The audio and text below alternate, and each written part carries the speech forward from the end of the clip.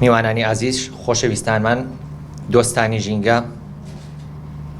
بە ناوی سەرجەم ژینگە دۆستان و فەرمانگەی ژینگەی سلێمانیەوە بە خێراتنێکی گەرمتانەکەین بۆ دیداری ناساندنی 8 یانزەی هەموو ساڵێک وەکو ڕۆژی ژینگەی پارێزگای سلێمانی.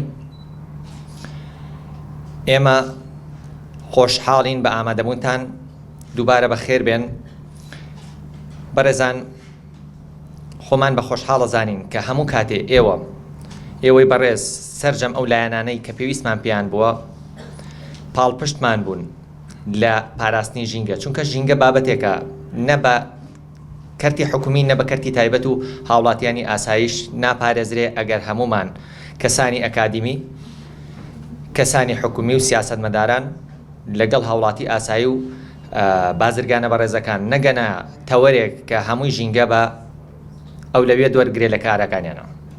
دیاریکردنی ئەم ڕۆژە دەلالەتێکی گەورەی هەیە، هەر بریتی نییە لە گزارشکردن لەو ناوەڕۆکە جوانانەی ئێمە لە چەند ساڵی ڕابردووە بە هیمەتی هەمووتان لە دەیان سێکتەرا کردومانە کە من زۆر بە خێرایی باسی هەنێکیانەکەم، بەڵکو سەلماندنی ئەو ڕاستەقینەیە کە لە سەردەمانێکی زۆرەوە لە بارودۆخێکی زۆر ناهەمواری کوردستانە لە دوو ئیدارەیە لەو کاتەی خەڵک بیری لەوا کردەوە چەند زەوی لە ڕووی سیاسیەوە سەیطرە بەسەرا بکە، مەترسیەکان لەسەر کەرکووک و لەسەر شەمچەماڵ چی بوون، لەسەر جەلەولا و لەسەر خانەقین و لەسەر ئەو شوێنانە چی بوون، لەسەر کفری چی بوون.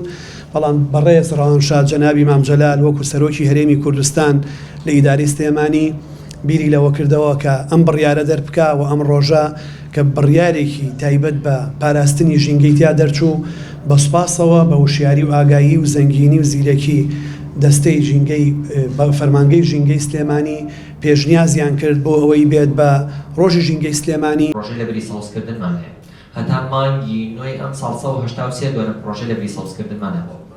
ڕۆژەی لەبەری سەوزکردن ئیشەڵڵا هەموو قەزا و نەحەکانەگرێتەوە کە سوودێکی زۆر باش بە هەموو پارێزگاکە گەێنێت.